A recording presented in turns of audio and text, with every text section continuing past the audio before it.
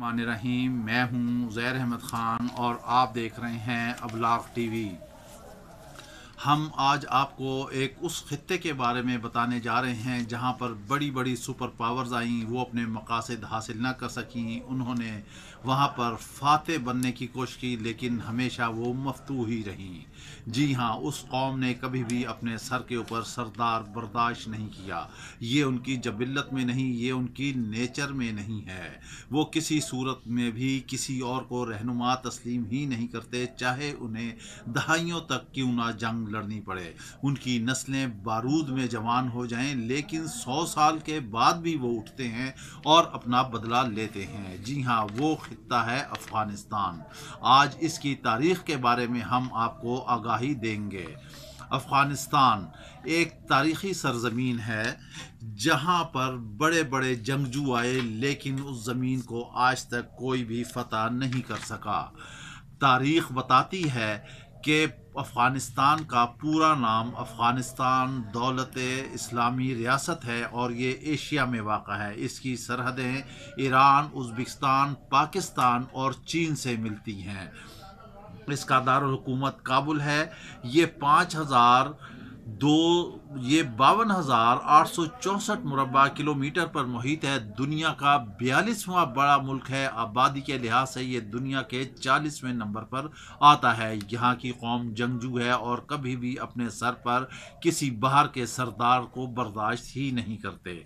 तारीख़ गवाह है कि यहाँ पर सोवियत यूनियन आया तो टुकड़े टुकड़े और शिकस्त खुर्दा होकर निकला। अब अमेरिका के भी हालात कुछ मुख्तलिफ नहीं हैं।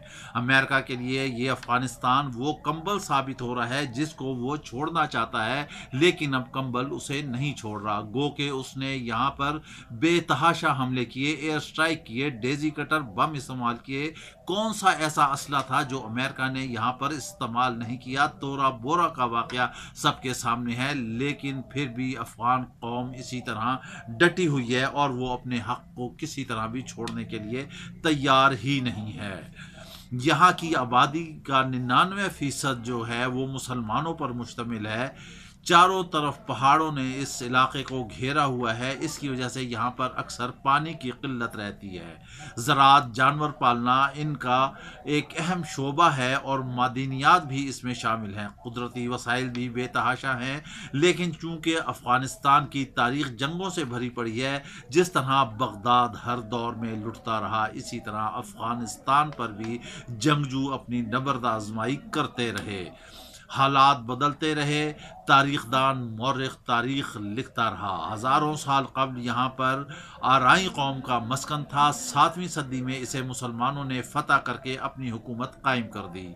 11वीं सदी ईस्वी में यहाँ पर सुल्तान महमूद गज़नवी आए और उन्होंने मजबूत मुसलमान सल्तनत की बुनियाद रखी। जी हाँ, ये वही सुल्तान महमूद गज़नवी हैं जिन्होंने सोमनाथ को फ़तह करने के लिए 17 हमले किए थे और उस वक्त उन्हें हर किस्म का लालच दिया गया, क्योंकि सोमनाथ हीरे जवाहरात से भरा हुआ था और ये हिंदू इसे अपना देवता मानते थे। लेकिन महमूद गज़नवी ने एक ना सुनी और आखिरकार सोमनाथ को पाश पाश कर दिया, क्योंकि मुसलमान पैदा ही इन बुतकदों को तबाह करने के लिए हुआ है। और फिर अफ़गानिस्तान की कौम और अफ़गानिस्तान की तारीख़ के बारे में तो हम आपको पहले ही बता चुके हैं। इस वक्त हिंदुओं ने महमूद गज़नवी पर बेतहाशा दौलत लुटाने की कोशिश की, लेकिन वो किसी तरह भी उसे लालच में ना ला सके। और फिर जब सोमनाथ किरची किरची हुआ तो दुनिया ने फिर यहाँ से देखा। यहाँ पर किसी ना किसी सूरत जंगें चलती रहीं, कबाइल आपस में लड़ते रहे, बैरूनी क़ुव्वतें आती रहीं। कभी भी इन्होंने बैरूनी ताकतों को यहाँ पर ठहरने नहीं दिया और आखिरकार ये यही इसी में आफिया समझी कि किसी ना किसी सूरत अफ़गानिस्तान से निकल जाएं। जी हाँ, यहाँ पर मंगोलियन भी आए। 16वीं सदी में बाबर ने इसे अहम तरीन मरकज़ बनाया और यहाँ से इंडिया पर हमला आवर हुआ। 18वीं सदी में अहमद शाह अब्दाली की यहाँ सल्तनत कायम हुई। अफ़गानियों ने अपनी आज़ादी के लिए 3 जंगें लड़ी। पहली जंग 1859 1839 سے 1842 تک۔ اس دوران انگریز کو ناقابل تلافی نقصان پہنچا، آخرکار بھاگنے پہ مجبور ہو گیا۔ دوسری جنگ 1878 سے 1881 کے دوران لڑی گئی۔ تیسری جنگ کے ہیرو محمد نادر شاہ نے 1919 میں جنگ لگی۔ جنرل نادر شاہ نے بالآخر انگریزوں کو شکست سے دوچار کیا۔ افغان قوم نے ہمیشہ اپنے اوپر مسلط ہونے والی قوتوں کو شکست فاش دی۔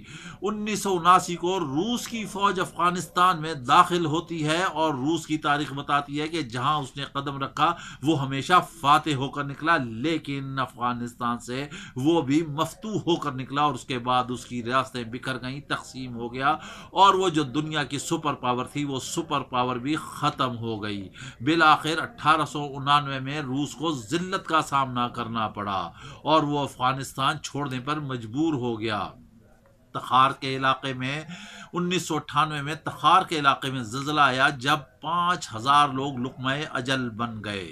اب اس وقت افغانستان میں امریکہ کی مداخلت جاری ہے۔ یہاں پر بش حملہ آور ہوا، B-52 بمبار طیارے استعمال کیے گئے، میزائل استعمال کیے گئے اور پتہ نہیں کون کون سے جدید اسلحہ استعمال کر کے افغانستان کو آتش کدہ بنا دیا گیا۔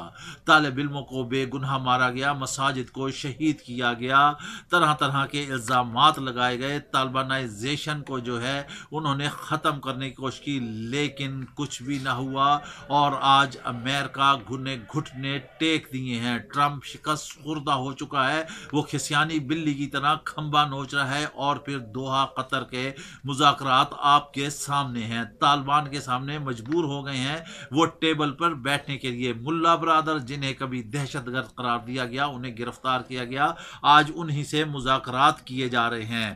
یہ جنگجو قوم جب کوئی افغانستان میں جہاز اغوا ہو جاتا ہے تو یہ سائیکل پر پہرا دیتے ہیں۔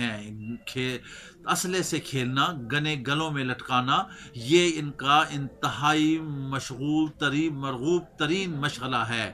کسی امریکہ کے جنرل نے کہا تھا کہ اسلحہ ہمارا ہو اور طالبان کے شولڈر ہوں تو ہمیں کوئی بھی شکست نہیں دے سکتا۔ وہ کہتا ہے میں نے ایک دن دیکھا امریکہ کا طیارہ، جنگجو طیارہ فضائی حملہ کرنے آیا، پہاڑ کی اور سے ایک طالب نکلا، اس کے کندھے پہ راکٹ لانچر تھا، اس نے نشانہ لیا اور اگلے لمحے جہاز زمین بوس ہو چکا تھا۔ نشانے میں یکتا۔ آج طالبان نے بتا دیا ہے کہ جنگیں اسلحے کے زور پر، طاقت کے زور پر نہیں لڑی جاتی، یہ عزم سے لڑی جاتی ہیں، یہ ولولے سے لڑی جاتی ہیں۔